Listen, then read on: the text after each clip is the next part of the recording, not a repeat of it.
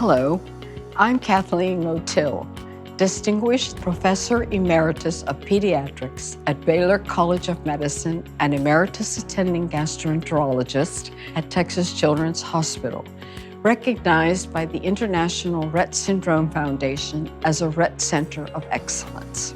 For the vast majority of patients with Rett syndrome experiencing gastrointestinal or GI symptoms is part of everyday life. GI problems are quite common in Rett syndrome, some more than others.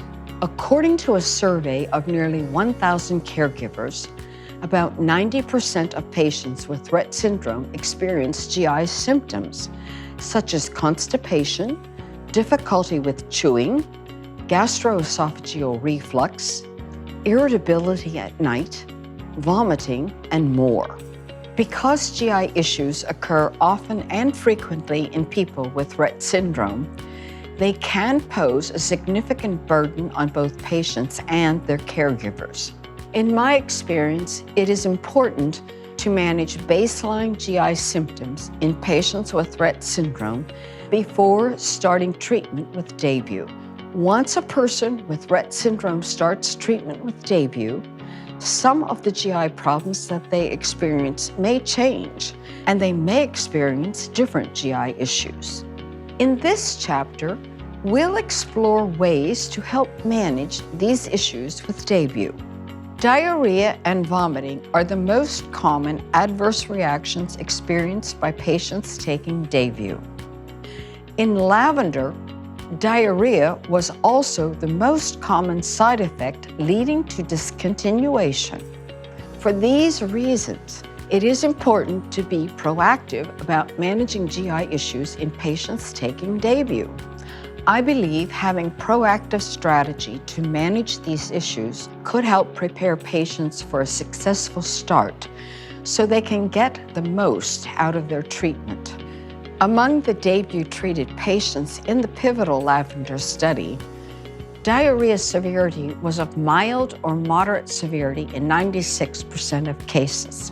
Parents and caregivers of my patients with Rett syndrome have expressed concern about the diarrhea associated with DAYBUE. They may even hesitate to begin treatment as a result. I often advise that it is worth starting the patient on medication to observe if there is any clinical improvement. Before starting DAYBUE, I help these caregivers develop a proactive action plan using specific steps to help manage diarrhea. The diarrhea that was observed during the course of the lavender trial was at times a bit problematic for some of my families. Parents at times found that reducing the dose of DAYBUE helped to alleviate some of the symptoms. The diarrhea that was seen during the lavender trial was mild and moderate most of the time. However, there were certainly cases where the parents seemed to think that the diarrhea was quite excessive. We know that the diarrhea occurred across a wide range of time. We know that the children may have had 4, 5, 6 bowel movements a day, sometimes with stool coming out of the diaper. This is why we think it's very important to begin treatment early and in advance of the severity of the symptoms. At the same time, it's important to begin dietary fiber or supplemental fiber treatment to help thicken the stools. And lastly, it becomes very important to think about using a drug to help reduce the liquid stools. So a medication such as loperamide may be very helpful and very useful.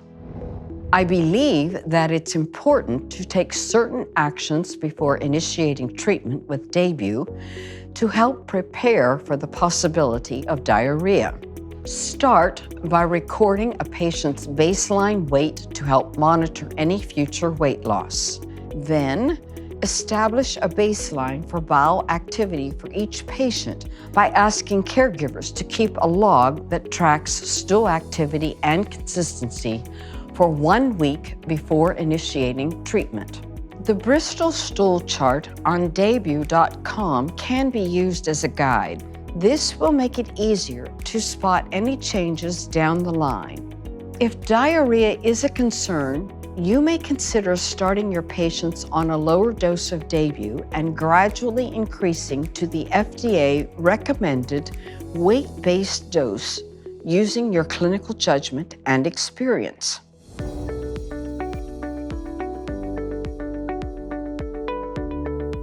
Many of the parents of my patients ask me about starting DAYBUE because they've heard about the diarrhea problem.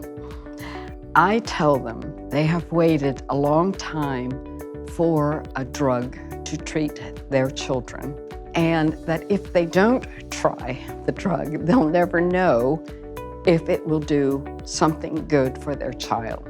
So we talk about developing a plan for the possibility of the side effects of the drug. Diarrhea is the biggest problem, and therefore I advise them to work with their physicians to develop a plan of how they're going to manage diarrhea should it occur. When starting DAYBUE, providing caregivers with a diarrhea action plan could help prepare their families.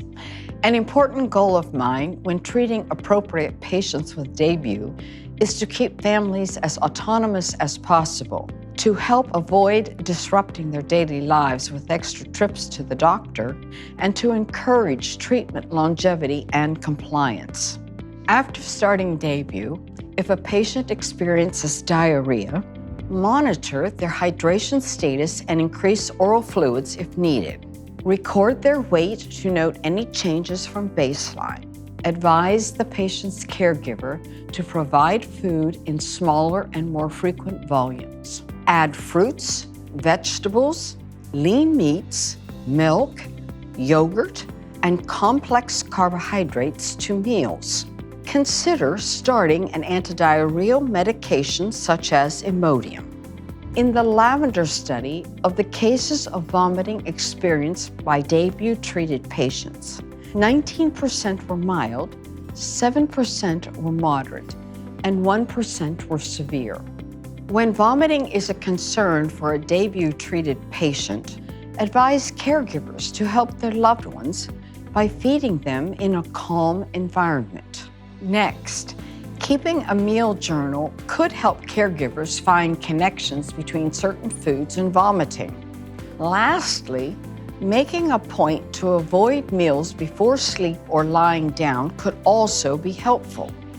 When individuals vomit, they can lose water and important salts, so it is also important for caregivers to monitor dehydration. Some signs of mild dehydration are increased thirst, dry mouth, and slightly decreased urine output or fewer wet diapers. The signs of moderate to severe dehydration include fewer wet diapers than usual, dry mouth, lack of tears when crying, and sunken eyes. If dehydration is suspected, interrupt, reduce the dosage, or discontinue DAYBUE.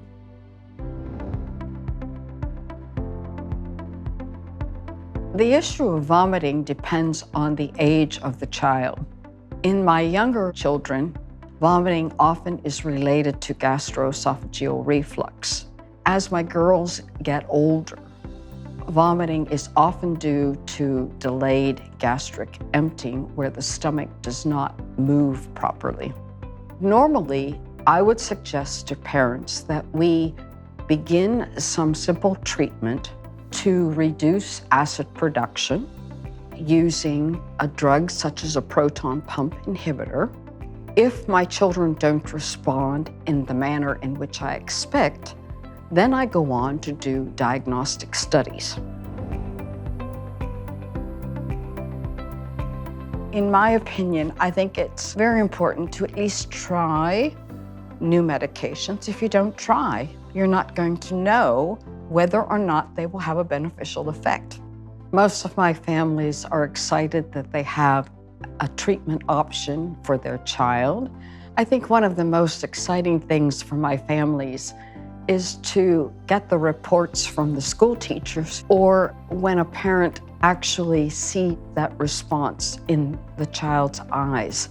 This is what makes the drug important for families. The diarrhea can be managed relatively well when they use some of the approaches and suggestions that we make, such as adding fiber to the diet and taking the loperamide or Imodium. Most of my parents are prepared to continue taking the medication to see the beneficial effect of relating to other family members as opposed to having some loose stools. Most of the parents who have a plan and are comfortable relating to their physicians will usually manage to continue the DAYBUE despite the fact that their child is continuing to have diarrhea.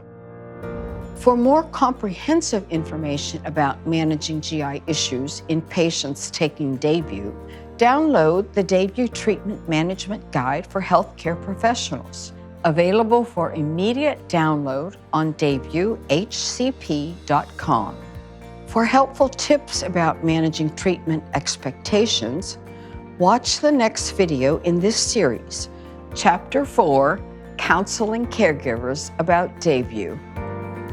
Indication: DAYBUE is indicated for the treatment of Rett syndrome in adults and pediatric patients 2 years of age and older. Important safety information, warnings and precautions. Diarrhea. In a 12-week study and in long-term studies, 85% of patients treated with DAYBUE experienced diarrhea. In those treated with DAYBUE, 49% either had persistent diarrhea or recurrence after resolution despite dose interruptions, reductions, or concomitant anti-diarrheal therapy. Diarrhea severity was mild or moderate in 96% of cases. In the 12-week study, anti-diarrheal medication was used in 51% of patients treated with DAYBUE.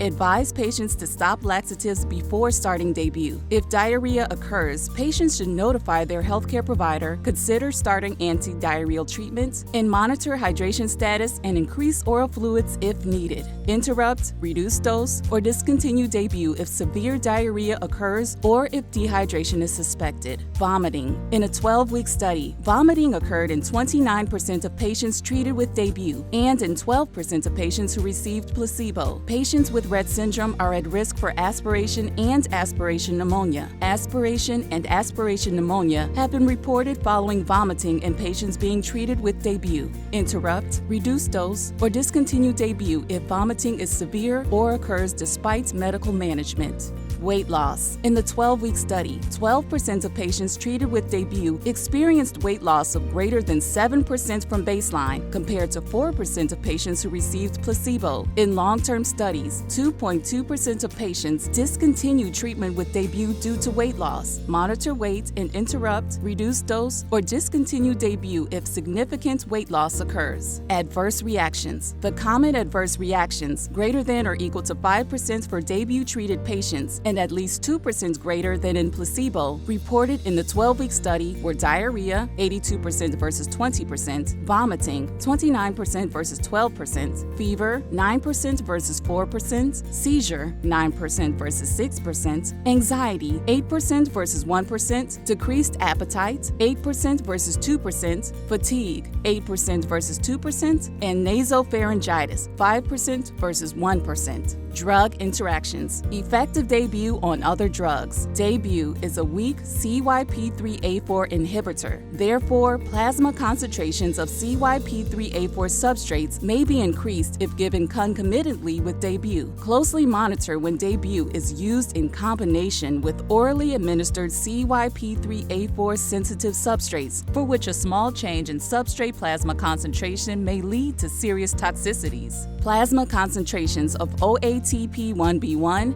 and OATP1B3 substrates may be increased if given concomitantly with DAYBUE. Avoid the concomitant use of DAYBUE with OATP1B1 and OATP1B3 substrates, for which a small change in substrate plasma concentration may lead to serious toxicities. Use in specific population. Renal impairment. DAYBUE is not recommended for patients with severe renal impairment. DAYBUE is available as an oral solution, 200 milligrams per milliliter. Please read the full prescribing information, also available at daybuehcp.com.